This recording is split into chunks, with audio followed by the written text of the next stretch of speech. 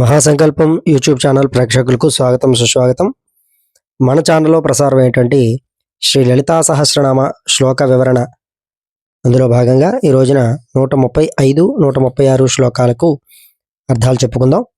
రాజ్యలక్ష్మి కోశనాథ చతురంగ బలేశ్వరి సామ్రాజ్యదాయిని సత్యసంధా సాగర మేఖల. ఓం రాజ్యలక్ష్మి అయిన నమః. రాజ్యముల వైభవమే అంటే సంపదలతో ప్రజారంజకంగా ఉండడమే తన రూపంగా కలిగినటువంటి తల్లికి నమస్కారములు అని అర్థము. ఓం కోశనాథాయ నమః. సకల సంపదలకు అధికారిని అయిన తల్లికి నమస్కారములు. లేకపోతే అన్నమయ, ప్రాణమయ, మనోమయ, విజ్ఞానమయ, ఆనందమయ అనే పంచకోశాలకు అధికారిని అయినటువంటి తల్లికి నమస్కారములు అని కూడా చెప్పుకోవచ్చు. ఓం చతురంగ బలేశ్వర్యై నమః. చతురంగ బలాలకు అంటే రథ, గజ, త్వరగ పదాదులు ఈశ్వరి అయినటువంటి తల్లికి నమస్కారములు. ఓం సామ్రాజ్యదాయిన్యై నమః. రాజాదిరాజులకు సామ్రాజ్యమును, గొప్ప యోగులకు మోక్షాన్ని ప్రదానం చేసేటువంటి తల్లికి నమస్కారములు. ఓం సత్యసంధాయై నమః. సత్యం పట్ల ఉల్లంఘించిన ప్రతిజ్ఞ గల లేదా సత్యస్వరూపిణి అయినటువంటి తల్లికి నమస్కారములు. ఓం సాగర మేఖలాయై నమః.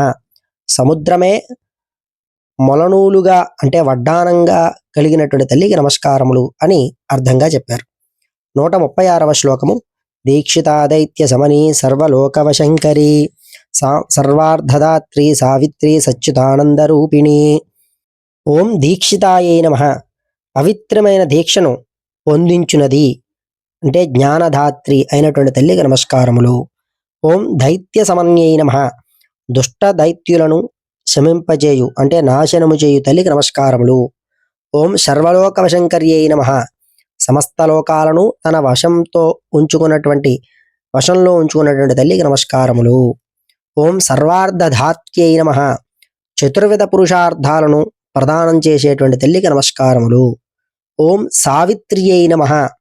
పరమశివుని క్రియాశక్తి అయి లోకాలను ఉద్భవింపచేసేటువంటి తల్లికి నమస్కారములు. జగత్కారణమైనటువంటి పరబ్రహ్మమే సావిత్రి అనేటువంటి శబ్దార్థము, సృష్టికర్తృక శక్తి. ఓం సచ్చిదానంద రూపిణ్యై నమః. సత్ శాశ్వతత్వము, చిత్ జ్ఞానము, ఆనంద నిరతిశయ ఆనందం ఇవన్నీ కూడా కలిగినటువంటి స్వరూపిణైన తల్లికి నమస్కారములు అని అర్థము. ఛానల్ సబ్స్క్రైబ్ చేయండి. మరొక వీడియోతో మీ ముందు మళ్ళీ కలుస్తాను. స్వస్తి.